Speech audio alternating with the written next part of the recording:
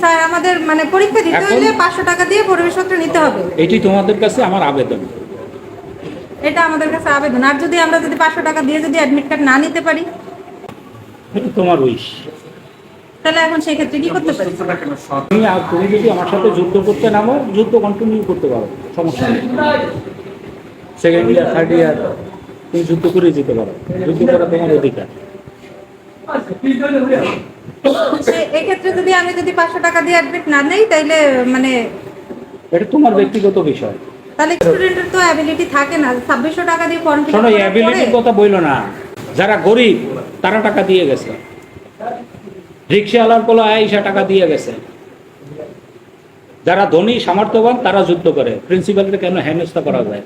আরে তুমি যে অ্যান্ড্রয়েড ফোনটা ব্যবহার করো, আমি স্টুডেন্ট ছিলাম, ওইটা তো কল্পনা করতে পারি না। তুমি গরিব হইলে কোন ধার দিয়া?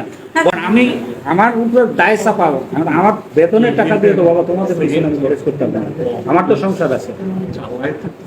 টিওনোর সম্মানই পাঠাইতে হবে, ডিসির সম্মানই পাঠাইতে হবে, এডিসির সম্মানই পাঠাইতে হবে। দুইজন ট্যাগ অফিসার আছে, তাদের সম্মানই দিতে হবে। আমি আমার 21 দিনের ট্রেনিং এ নিছে, আমার দিয়েছে 53,000 টাকা, আমার খরচ হয়েছে 1 লক্ষ টাকা।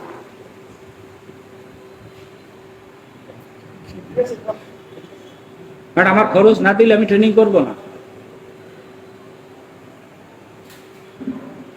এটি সমঝোতার পথ।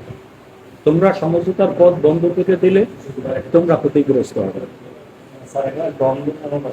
ঠিক আছে, ঠিক আছে। এখন এটাই স্টুডেন্ট হিসেবে আমাদের জানার অধিকার আছে, আমরা জানলাম। এইটাই তোমাদের কাছ থেকে বলতে পারো, আমি জোর করে নিচ্ছি একরকম আমি জোর করে দুটো টাকা নিচ্ছি তোমাদের কাছ থেকে।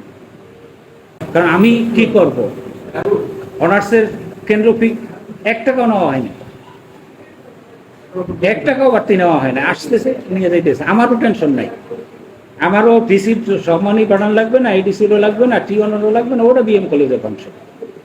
ওই যেমন ডিসির সম্মানই নির্ধারিত, ঠিক আছে। সে 10 জন পরীক্ষা দিলেও যা, আর 1200 জন পরীক্ষা দিলেও তা, ওইটা দিয়ে পাঠাইলেই হয়ে যায়।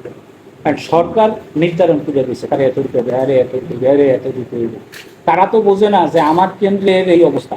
বিএম কলেজ দিয়ে যাচ্ছে সরকারি কলেজ, আরসি কলেজ সরকারি কলেজ, সে দেবে না কেন?